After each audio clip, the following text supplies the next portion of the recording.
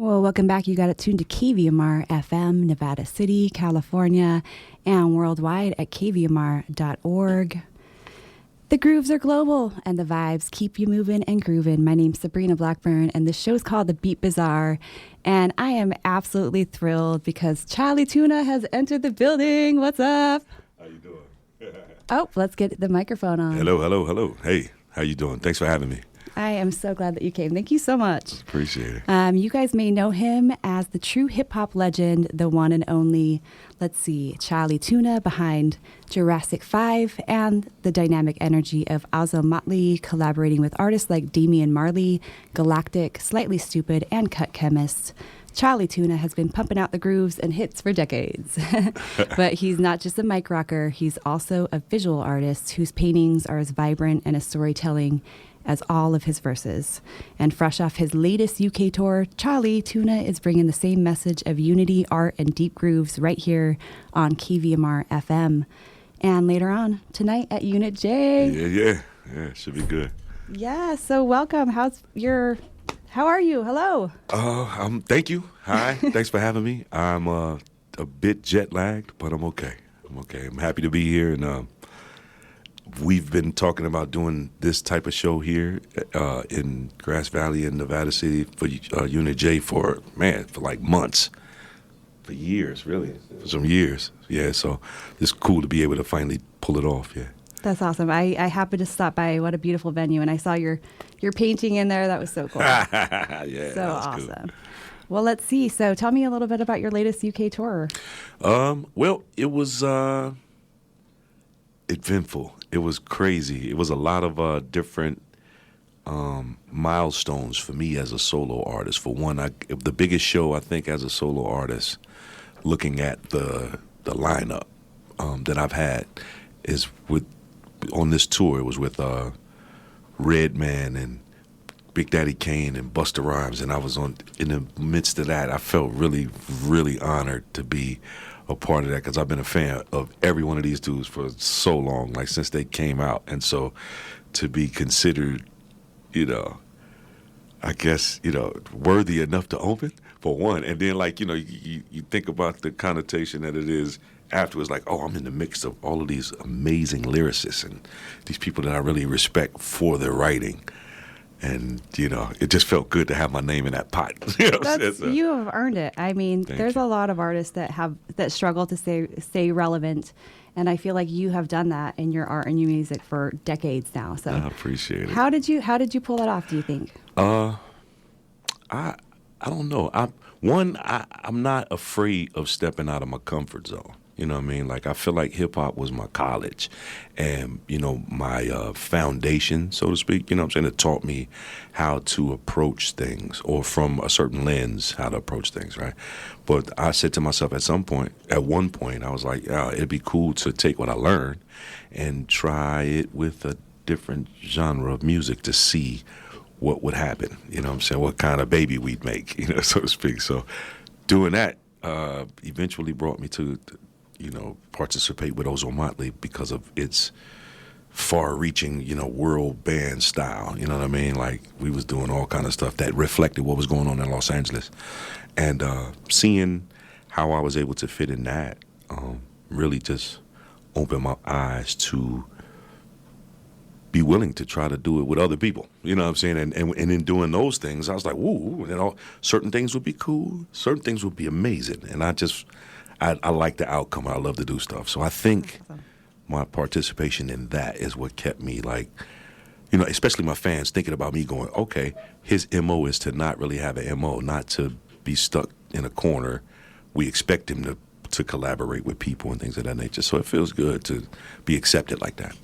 I love that. Well, congratulations to making it to where, I kind of put you on that par with all of your favorite artists that you said. So that's really, really exciting. I appreciate that. That's just so cool.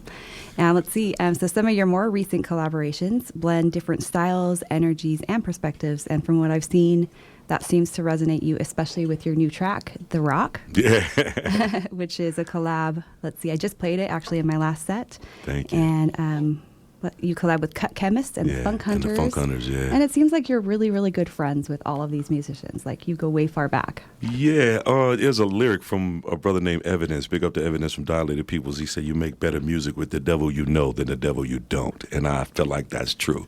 You know, my oldest friend, not just my friend, right, but my oldest friend in music as well, is Cut Chemist. Like, me and him have been, he basically was the vessel, in my opinion, to set me on a journey of actually saying, okay, we can actually do music and hopefully one day make it a career, you know. So, yeah, it's been more than 30 years, and I just, you know, I love that dude for a lot of reasons, but especially for that, you know what I mean? So, yeah, that's just an example of the people that I get to do songs with.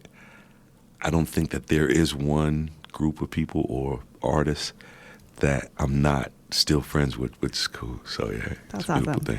Well, you can definitely tell, you know, in your artistry that you're letting all these different cultures and genres influence your art. And I know when I was a young girl, like an aspiring musician, my dad used to always tell me, listen to every music from every culture, you know. Yeah. And I think that's, you know, really helped you just expand and evolve, and I think that's so great. Thank you. Yeah, my mom and them used to have me being the little DJ when I was a kid, when they cleaned up the house on Sundays. So I was listening to everything they listened to and more, so it was cool, yeah. And you definitely seem like you've been exposed to all the different things very much. So another one of your most recent releases takes on kind of a little bit more of a reggae vibe, which I also love, that you don't stick to any one genre. This track also was released just a couple months ago. Features Slightly Stupid and Be Real, Upside Down. Tell me a little bit about that collab. Wow, so it's a song from Slightly Stupid. They are about to put out a new album that is pretty incredible. It's a lot of cool new tunes on there, and I was honored to be asked to do another song with those guys. I've done 2 so far before this one.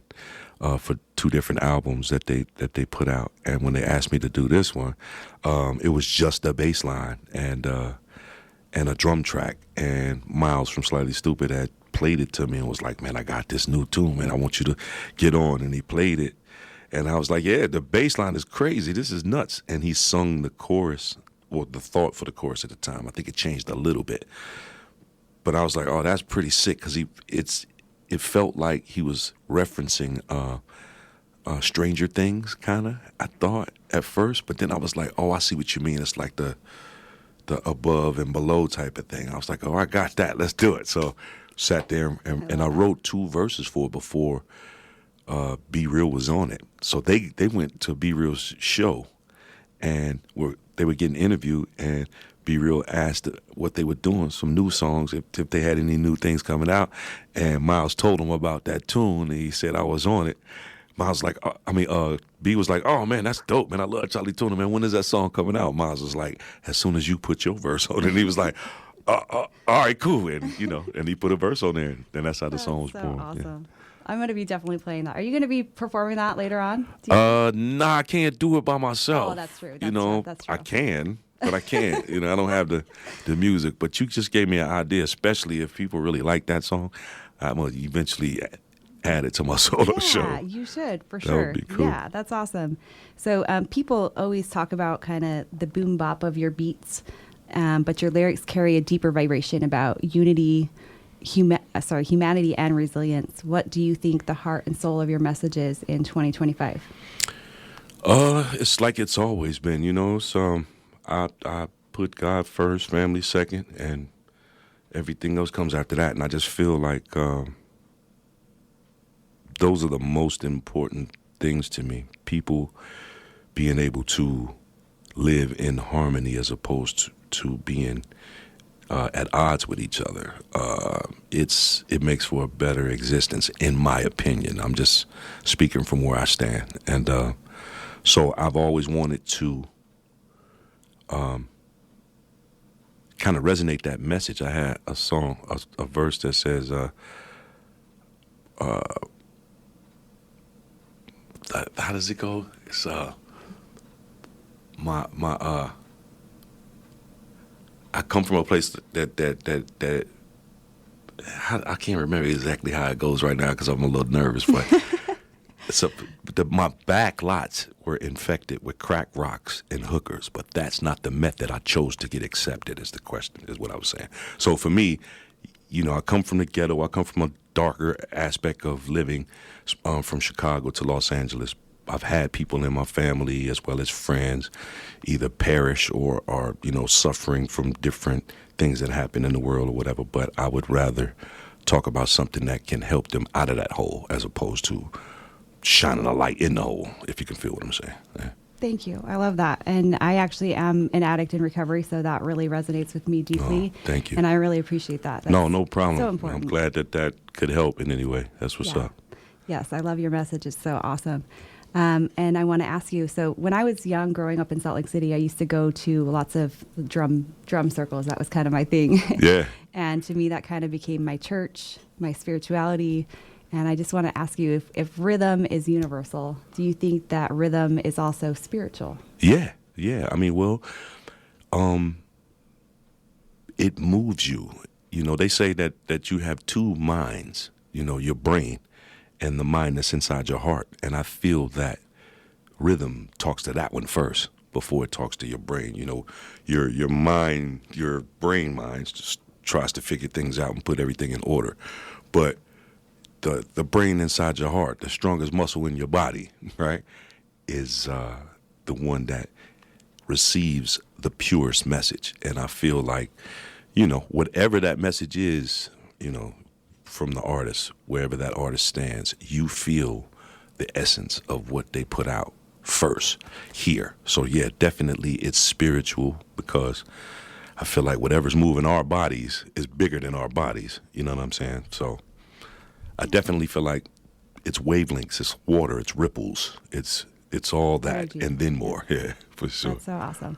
I can tell in your social media posts, I love how you take the time to just do a simple little reflective post. I love specifically, Monday reflections, but on a Tuesday. I think that's so really cool. Because, you got to take the time to appreciate the little tiny things about life. It's like most, rock stars of your caliber are probably posting woo, all the silly things that aren't really as important. So I really love that about you. I'm glad you noticed that because I'm going to tell you right now, big up to a brother named Joe Charman.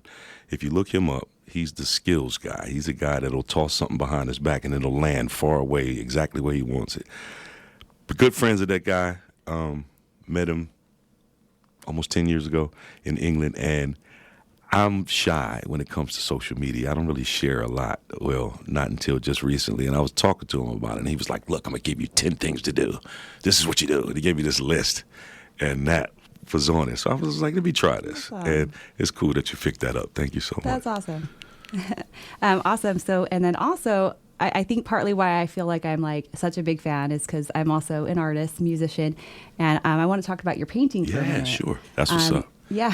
So I paint in oils. I know you're a graffiti artist traditionally. Yeah. Well, I've always said I'm a painter who can rap. Painting has been something that has been second nature to me. I don't think I can remember, well, not necessarily just painting, creating a visual thing with my hands, whether it be drawing or whatever, right? I got into painting a little bit later, but there are at least four elders in our family that are all artists, and I used to always look up to at least three of them. One of them in particular because he was a piano player, flute. He wrote poetry and he could paint, right? So I just really looked up to him. My father could paint, my grandfather could paint, and my Uncle Jimmy could paint. So it was just all around me, and it was something that my mom would put a piece of construction paper and a bunch of markers or crayons in front of me in front of the TV, sit down, and then she'd go do what she had to do, and I'd just get lost. I have cousins who would sit down with me and be mad because their drawing didn't look like mine, you know what I mean? So it's something that's second nature to me, and it brought me into hip-hop when hip-hop actually hit. I was living in Chicago at the time, and Chicago was saturated with house music, and that's, its claim to fame. And when hip-hop hit, I was just lost. I was like, oh, wow, this is crazy. I had a friend who moved to my neighborhood from New York at the time, and he was trying to explain to me what it was before anybody knew what it was, and I couldn't comprehend it, you know what I mean, until I seen it on TV. Then I was like, oh, whoa, tell me more, you know what I mean? And when he started showing me pictures of trains being painted on and, big murals and stuff like that, I was just lost. I was like, this is what I do. I can do this naturally. Let me try it. And I tried it. I got in the league with a couple of real vandals in Chicago, and it was a wrap after that. I got like addicted. My mom used to get mad because I was writing on everything. It was nuts. But yeah, it drug me into hip hop, and it showed me all of these different other facets of it, from rap to breakdance and DJ and all of these things. And I tried each one of them, and I was all right. Couldn't really scratch. I got too tall to breakdance. You know what I mean? So I just stuck to my painting. But I would write poetry on the side, just little stuff here and there.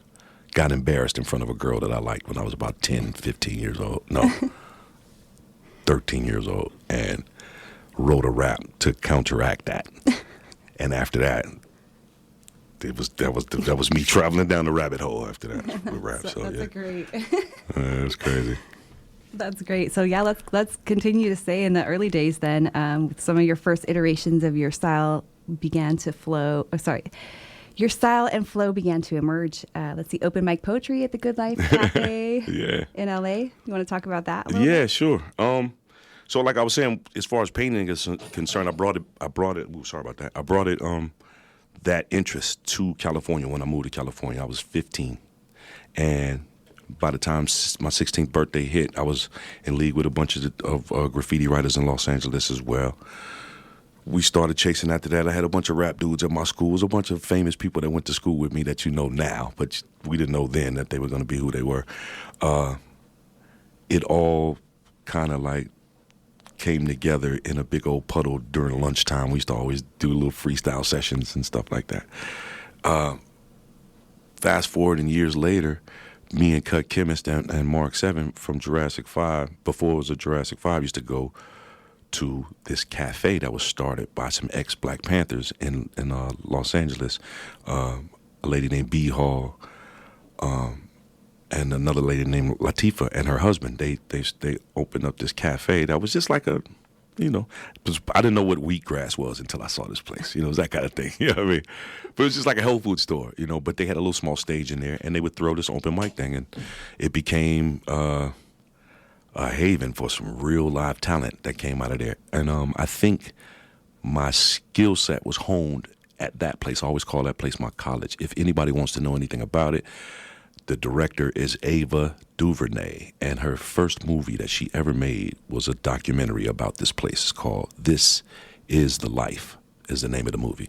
But yeah, it's about the Good Life Cafe, and we used to go there, sign a list. If they got to your number, you get up there, you couldn't curse, so that gave you some cool little parameters to dance around and get creative with. And yeah, some amazing, incredible artists have come out of that place, and I think we were, amongst that group of people, so. That's amazing. I love the creativity that can come from kind of restricted parameters. Exactly. Let's just say maybe somebody's locked up in jail and they're creating all this art. There's so many different versions of that. So exactly. And that's exactly what the Good Life was. That's so it was great. Crazy. That's so awesome. Let's see. So you've walked a path that bridges hip hop, art, and community for the young artists out there who are just starting to find their voice, whether it's on a mic or a canvas or in some other form. What's the message you want to pass down to them? Wow. I would definitely say stick to your guns and continue to try to express every moment that happens to you that you feel is significant through your art. You'll surprise yourself. You really will. Even if it's somebody that you look up to and you wanted to like maybe emulate what they're doing, even if you do that, what you do will not be what they did, and you'll come up with some cool stuff. It's just guidelines that you have to dance around, like we were saying, in order for you to create something amazing. So just stick to your guns. Never think that you're not good enough. Because I'm sure as an artist, every artist has looked out there and saw somebody that's in their place doing the same that they're doing, but they feel like, how did this person get there? Because what I'm doing is better, or, you feel like that, but you just don't know what people perceive. It's the perception aspect of it. So stay in your lane and do what you do the best you possibly can. Nobody can do you like you. Yeah. That's awesome. I feel like your song Road to Success kind of also. Oh, that's a story right there. Well, please tell us. Okay, so I have a song called Road to Success, and it's based off a 19 20s, I think it is, from the New Yorker magazine back in the day, or 30s, I can't remember. But it was a illustration that was in there, and it was called The Road to Success, and it started from the bottom of this mountain, and it led you through all of these different things, the river of failure, the hotel know-it-all, all these different things that you had to go through to get to the top, which was success. And my aunt used to have this picture printed out, framed on her wall. And when you got in trouble, she would stand you in front of that poster and be like, where are you on this road? And she'd get on us about it, like, for real, and, chastise us about that. And it taught me a lot. Like, that one poster taught me a lot. So when I got into a position to be making songs and stuff and putting this EP together, I was like, yo, it'd be cool to write a song about that, because I've seen me and my cousin getting in trouble because of that poster, that's for sure. That's awesome. Yeah. That's great. Well, let's see. So if you're just tuning in, you are listening to KVMR FM, and we are sitting here live with Chali 2na, and it's so exciting. And he's going to be playing tonight at Unit J, which is on 124 Argyle Way. And this is going to be their first outdoor concert, and I'm very, very excited. I got 11 tickets. I'm bringing an entire mob of people. Thank you. And we're just going to roll in, hopefully, all together. And that's cool. So thank you so much. I need this appreciate for my that. Friday night. Yeah, man. Great for the support. I appreciate it. Thank you. Yes, we're going to play. I want to play another one of your songs. We'll wait till we're done talking. And then at that point, we can give those tickets away. We've got some tickets to give away for the show tonight. That's what's up. I was going to wait. I didn't want to bother you with your, no, it's with all your good. time. But let's see. So what other things would you like to share about your recent tour? Actually, I wanted to ask you this. Audiences in Europe, what's the vibe like? Is it different than in America? Okay. We as Americans, this is something that I learned leaving America. And we are closest to the wall, so we can't see the lines in the bricks, right? But we as Americans are extremely privileged in a way that is almost irritating, right? We create the world's entertainment. We do this, and we do it in our sleep. We always come up with the best trends, the movies, the music. We come up with all of this creative stuff and are too busy looking for the next thing to enjoy what we just created. Now, that being said, when you leave this place, you go to Australia, New Zealand, Europe, the UK, just anywhere else on the planet that enjoys anything we've done. Let's just use hip-hop for an example, right? Hip-hop changed the world. It changed the way people dressed. It changed the way people addressed each other. It put a lens out there that everybody could look through and agree upon, right? We created it, and within the span of 20 years, we've changed it so much, right? But you go to England, per se. They not only fell in love with what we created, but they fell in love with a time period. And they stick to their guns when it comes to that. You know what I mean? And it's amazing to see. One, they appreciate the fact that you traveled all those miles across the water to come see them. Two, they already enjoy what you've done in the past and what you're doing right now, right? And three, they support blindly, without blinking an eye. They'll be there. The shows that I did 4 festivals. Festivals are already packed, but then every club show that I did was sold out, or maybe 7 tickets shy of 10 tickets, things like that. And I was just sitting there tripping to myself going, wow, I couldn't do this in the States. Or if I did, it would have to be because I had the most popular song at the time and not because I did a bunch of legacy stuff. You know what I'm saying? And that's the difference for sure. So there's definitely, kind of a shallowness that comes along with these crowds. And that's got to be hard as an artist to have to deal with that, traveling around and dealing with that type of... It's hard, but if you recognize it, you just go water the plants. That's what I do. Exactly. Watering the plants, of course. That's my favorite thing to write. And it's the season right now of lots of watering. Yeah. So let's see. You painted a lot in Australia. Oh, yeah. Tell me a little bit about how that came to be. So I had a child when I was 20,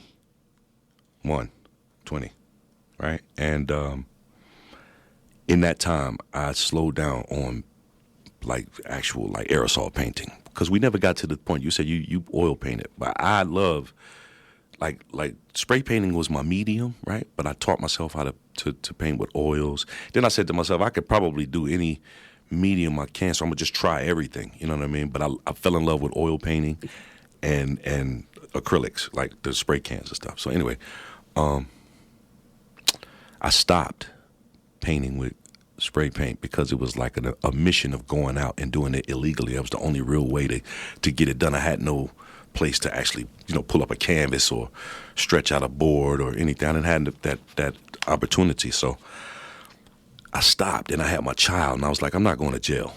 That's it. I'm just, I'm probably kind of done with the graffiti aspect. And so I didn't really pick up a can again for years. And then, Jurassic 5 happened. We started touring. 2003, we did the Big Day Out. They don't even do that tour anymore in Australia. But it was like 7 dates, I think. And it was all these days off in between each date. So we used to call it the Big Day Off, right? So we would go down there. We went down there. And one of the spans of time that was open, Newmark from Jurassic 5 got a club gig to spin, to DJ night, right? And the promoter was like, man, I heard you used to do graffiti. And I was like, yeah. He's like, man, I got a whole bunch of spray cans at my club. If you want to come and maybe like paint on the front while Newmark is spinning. And I was just like, you know what? I ain't did that in a long time. Let me try it. Let me go. So I did this fish as I was doing it. They roped me off and I had a big old crowd and I was just tripping like, yo, I forgot. And I got the buzz back. And so every time after that, I would go to Australia. I would try to link up with graffiti writers, and I hooked up with a dude who has a residence.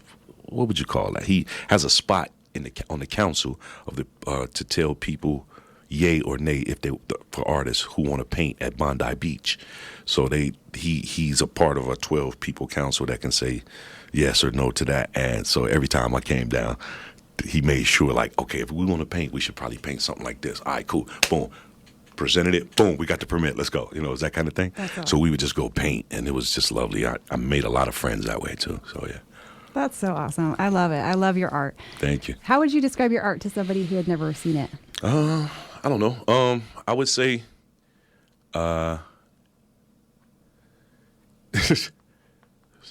hip-hop tinged reality, if you can feel me. Like with a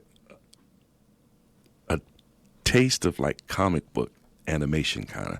But I try to be as realistic as possible with just a dab of illustration to it. You know what I mean? Caricature, if you will. So I guess that's probably the best way to do it. I love that. I love how down to earth you are. I feel totally relaxed. I thought I was going to be just starstruck and unable to actually get a word out.